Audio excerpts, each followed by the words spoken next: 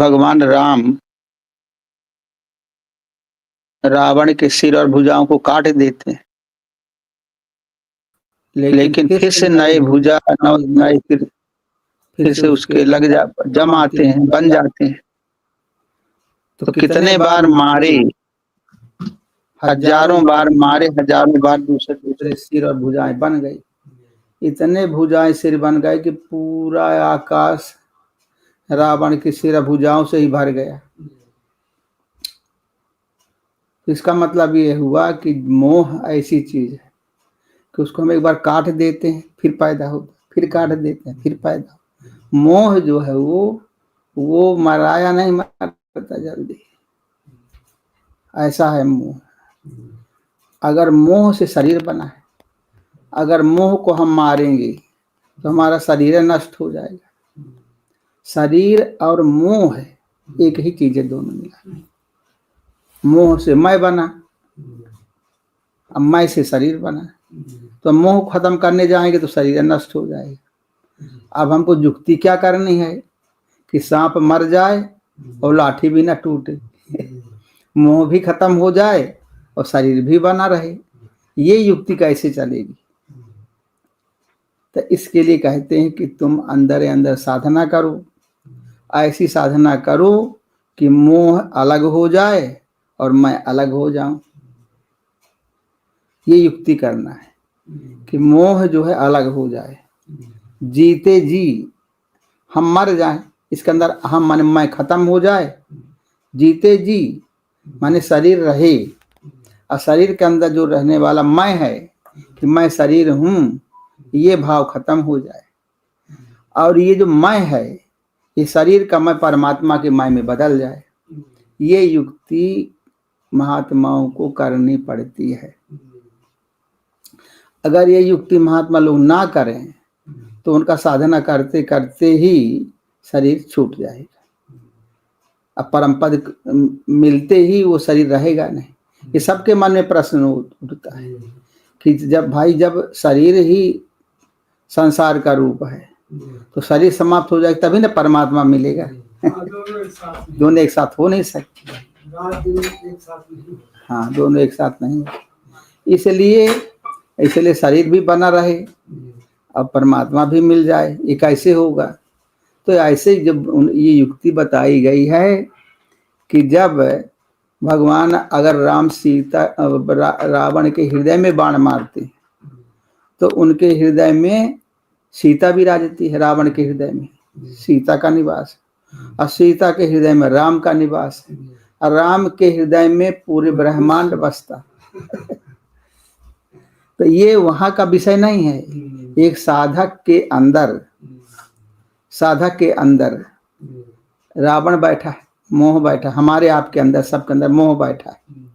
ये जो मोह बैठा है, ये मोह की लगन किसमें लगी है? किससे मोह काम करता है? भगवान की शक्ति सीता के द्वारा।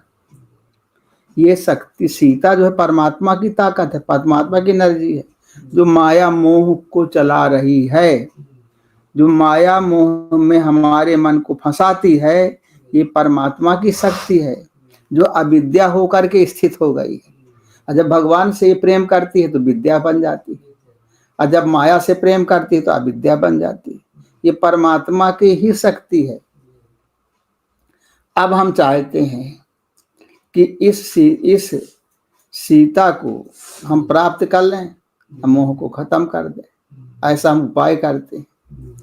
तो मोह जो है, मोह सीता को पकड़े हुए, मोह के अंडर में सीता है, तो मोह को मारेंगे तो सीता को खत्म हो जाएगी, सीता भी खत्म हो जाएगी, पूरा लंका ही खत्म हो जाएगा, संसार समाप्त हो जाएगा।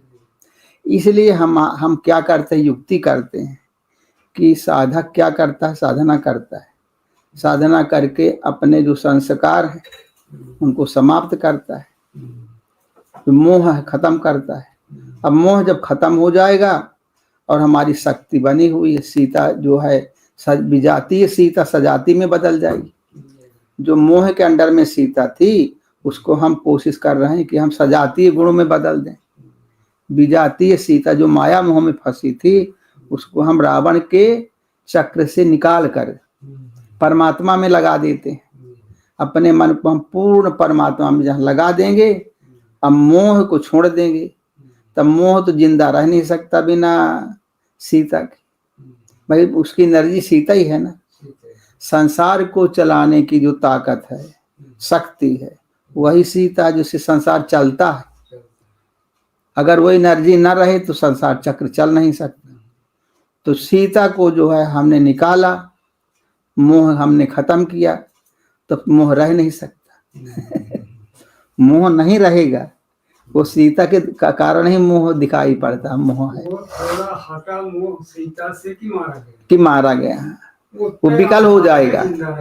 वो ध्यान जब हम करेंगे, अब मोह नहीं रहेगा तो वो मोह विकल हो जाएगा, परेशान हो जाएगा। तब भगवान बाण मारेंगे, तो उस समय भगवान बाण मारेंगे जब, तो वो मोह समाप्त हो जाएगा। मोह समाप्त नहीं होता, मोह परमात्मा का रूप ले लेगा, डाइवर्ट होगा और परमात्मा की प्राप्ति हो जाएगी, सीता भी मिल जाएगी। तो ये युक्ति निकाली गई है, ये गोस्वामी जी ने रिसर्च करके निकाली है कि साधना करो और साधना करके परमात्मा को प्राप्त करो। और इतनी साधना करो कि मोह समाप्त हो जाए और परमात्मा मिल जाए, और तुम भी बने रहो, संसार का भोग करो। संसार कहीं है नहीं, अपने अंदर ही संसार बना हुआ ना। ये जितना संसार दिखाई पड़ता है, ये परमात्मा ही है। परमात्मा ही संसार बन जाता है और संसार ही परमात्मा बन जाता है। अब परमात्मा ही जब जैसे बर्फ है, बर्फ को गर्मी दे दीजिए तो पानी बन जाएगा। अब पानी को ठंडा कर दीजिए तो बर्फ बन जाएगा। दोनों पानी ही है ना, दोनों ही पानी है, एक तत्व की दोनों है, एक सिक्के के दोनों पहलू हैं। एक तरफ 1 रुपया लिखा रहता है, दूसरे तरफ भारत बना रहता है। तो जब आपने ऐसे किया तो 1 रुपया दिखाई पड़ने लगा, अजहा 1 रुपया आपने उल्टाया सिक्के को तो भारत दिखाई पड़ने लगा। एक सिक्के के 2 पहलू। तो जब मन के द्वारा हम देखते हैं तो जगत दिखाई पड़ता है, मन के द्वारा संसार जगत दिखाई पड़ता है, मन के द्वारा।